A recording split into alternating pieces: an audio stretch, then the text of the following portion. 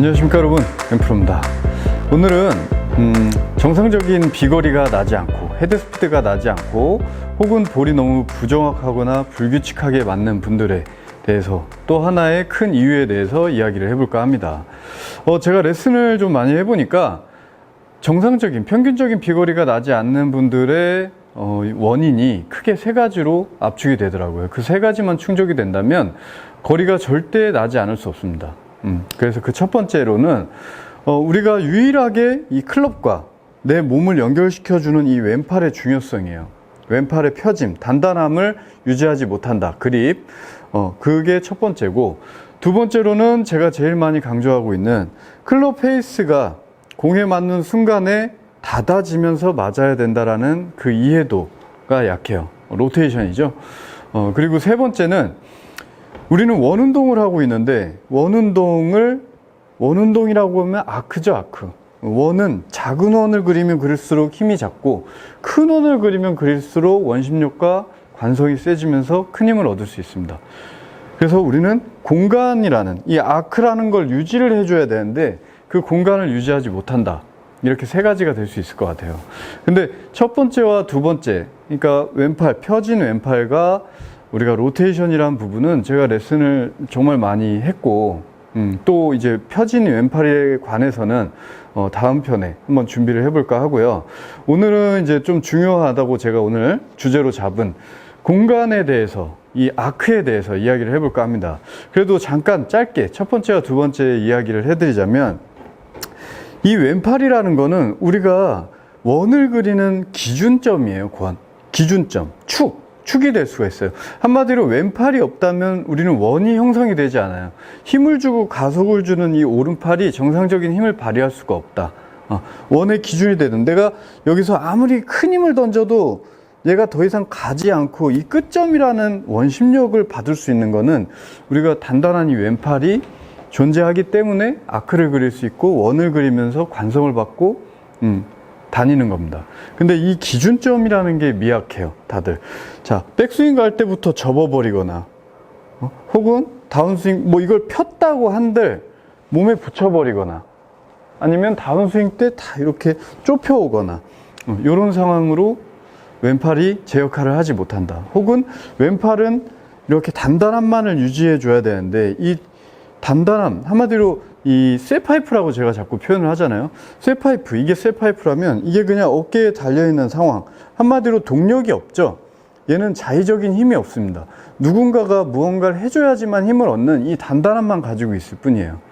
망치의 대 같은 존재죠. 망치의 대가 고무라면 아무리 우리가 오른손으로 힘을 받을 박히지 않을 거예요. 그렇죠? 그 단단한 쇠파이프 같은 존재가 돼줘야 되는 게 이 왼팔인데, 이 왼팔이 그냥 단단함만 유지하는 게 아니고 오히려 힘을 쓴다든가 그런 부분들이 우리가 쓸 수 있는 이 힘을 분산시키는 상황이 되고 있습니다. 그리고 두 번째로는 로테이션이죠. 팔의 회전. 그러니까 클럽 페이스가 공에 맞을 때 닫아지면서 맞아야 된다는 개념은 손이 아니고 항상 팔을 얘기를 하는 거예요. 팔의 회전을 굉장히 중요하게 생각을 하셔야 되는데, 그 이야기는 제가 너무 많이 했기 때문에 다른 영상을 한번 꼭 시청을 해주시길 바라겠고, 오늘은 이제 아크에 대해서 이야기를 할 거예요. 이것 또한 그 첫 번째, 두 번째만큼 중요한 이야기입니다. 이 마지막 게 빠진다면 그 두 가지가 충족돼도 또한 비거리가 나지 않는 거예요. 그래서 아크에 대한 이야기를 해보자면, 우리 스윙의 이제 힘의 구조는 원 운동의 힘의 구조는 크게 두 가지의 축이 있을 수 있어요. 정면에서 한번 보시면 정면에서 보는 상황에서의 축을 두 가지라고 볼 수 있는데, 첫 번째로는 이 손과 내 중심축, 머리에 이어져 있는 이 척추각의 중심축이에요. 그러니까 척추각과 머리 라인이 되겠죠. 그 라인을 기점으로 손이 원 운동을 해요. 적게는 진자 운동을 하죠. 이렇게 다닙니다. 그때 우리는 꼭 이렇게 원의 끝점으로 다녀야 돼요. 손이라는 부분이 이 척추를 중심으로, 머리를 중심으로 꼭 이렇게 원의 끝점으로 진자 운동을 하는 이 하나의 축이 있을 수 있어요. 머리라는 축. 그리고 또 하나는 이 손끝에서의 헤드의 흔들거리는 이 손이라는 축이 또 하나가 형성이 돼요. 그러니까 크게 두 가지가 형성이 되는 거예요. 중심이라는 축, 손이라는 축. 이 두 가지에 우리는 원운동회 할 때 이용할 수 있는 힘의 구조, 축이라고 볼 수 있는데, 첫 번째 축, 그러니까 이 척추에 연결되어 있는 이 손은, 어떻게 보면은 척추를 기준으로 어깨가 돌아가는 거죠. 그러니까 그냥 공간만 유지하면 돼요. 어떻게 보면 모양만 유지하면 돼요. 그러면 우리는 아크가 줄어들 일이 없습니다. 그쵸? 이렇게. 이 공간과 거리, 간격만 유지해주면 할 수 있는 거예요. 근데 이 부분에서 사실 대부분 문제가 많이 발생하죠. 이 공간을 유지하지 못하고 팔을 접거나 혹은 팔이 몸에 붙거나 이런 현상이 나오고 있습니다. 왼팔이. 근데 이 두 번째 축이라 함은 사실은 관절의 꺾임이죠. 손목의 꺾임, 힌징과 코킹, 그 부분으로 이렇게 흔들흔들 거리고 있는 겁니다. 근데 사실은 우리는 이 첫 번째 축은 크게 의식하지 않아도 돼요. 뭔가 활용하려고 생각할 필요가 없어요. 오히려 그 첫 번째 축, 이 흔들거림, 손의 흔들거림을 하려고 하면 안 돼요. 이 부분은 그냥 공간만 유지하고 있다고 생각을 하면 돼요. 왜냐하면 우리가 실질적으로 써지는 힘은 저 헤드 끝이기 때문에 이 손의 부분의 축이 굉장히 중요합니다. 그래서 이 부분을 활용하기 위해서 우리의 이 첫 번째 축을 유지를 하는 거지, 이 몸의 중심을 어떻게 하려고 한다. 제가 가장 싫어하는 어떻게 보면 스윙이죠. 몸을 가지고 어떻게 하려고 한다. 그건 우리는 헤드 끝을 놓쳐버린다고 제가 계속 이야기를 하죠. 그러니까 몸은 아예 하려고 할 생각이 거의 없어야 돼요. 그 첫 번째 운동을. 근데 저절로 되는 거예요. 저절로 돼야 돼요. 안 되면 또 안 됩니다. 그렇지만 내 의지대로 이걸 돌리면 안 된다는 거예요. 자, 그래서 첫 번째 축은 잡혀 있고 두 번째 축이 이렇게 흔들거리는 이 축을 사용을 하기 위해서 우리는 이 공간을 유지해야 돼요.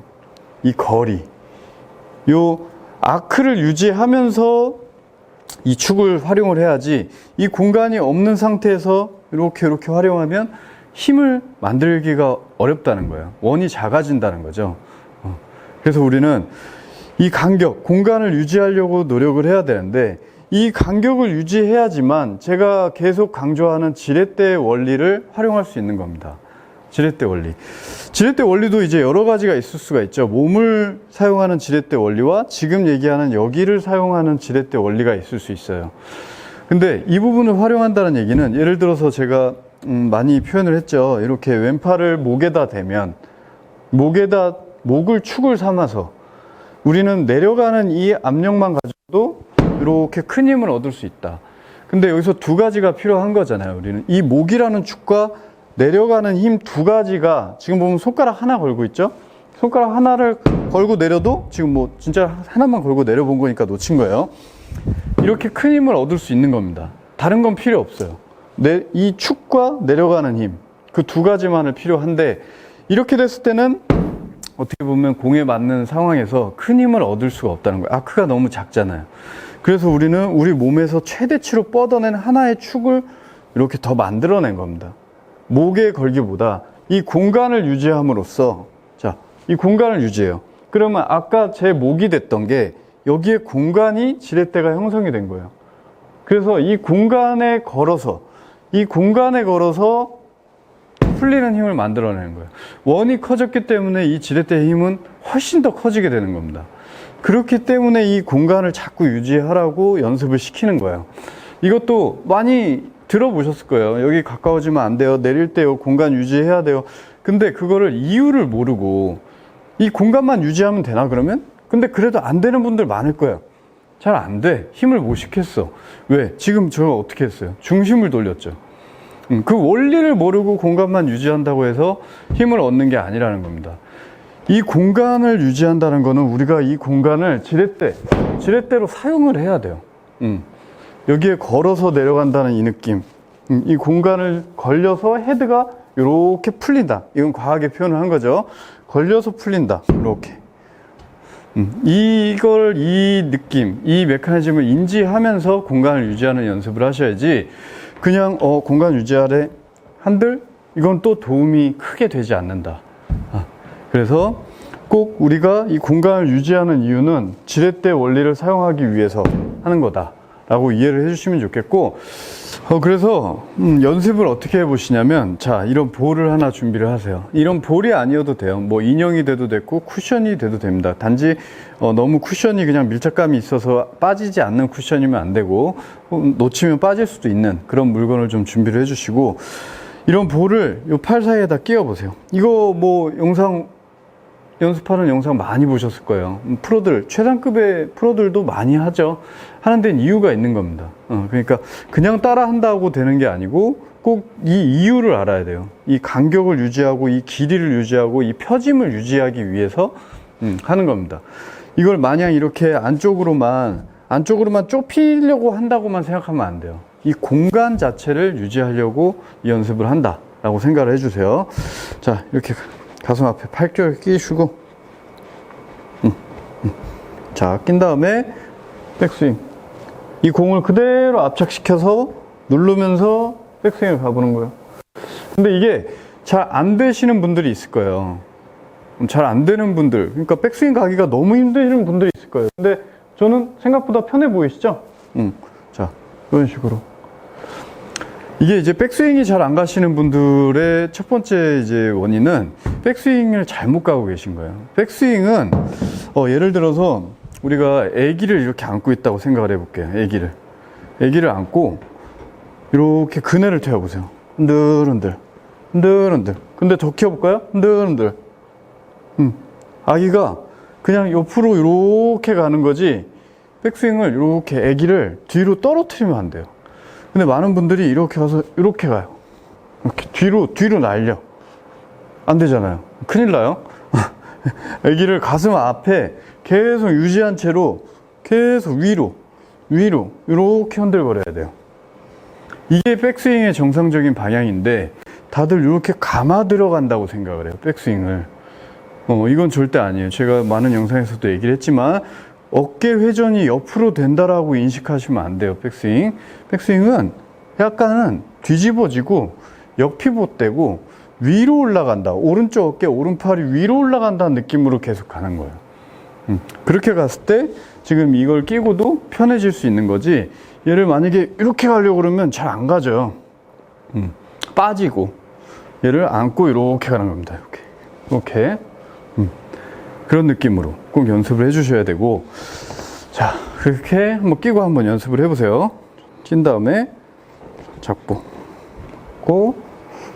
백 치고 백 치고. 절대 빠지지 않게. 공을 굳이 칠 필요는 없어요. 연습 스윙 많이 해주시고 공을 치셔도 되는데 굳이 그렇게까지는 하실 필요 없고 빈 스윙을 좀 많이 해보십시오. 그래서 이 몸과 손의 간격을 꼭 유지하는 이 느낌이 비거리를 내는데 절대적인 요소예요. 제가 크게 세 가지를 정해드린 거는 필수라서 정해드린 겁니다. 그 외에 뭔가 하체를 더 쓰거나 체중 이동을 하거나 체중이 더 많이 나가거나 헤드 스피드를 더 내는 근육이라든가 그런 거는 옵션일 거예요. 옵션이에요. 이 기본만 잘 지키면 분명히 그냥 정상적인 비거리, 평균적인 비거리가 분명히 나올 겁니다. 첫 번째와 두 번째도 너무나 중요한 얘기니까 꼭 다른 제 영상을 한번 찾아보셔서 연습을 하시길 바라겠습니다. 다음에 또 좋은 레슨으로 찾아뵙겠습니다. 감사합니다.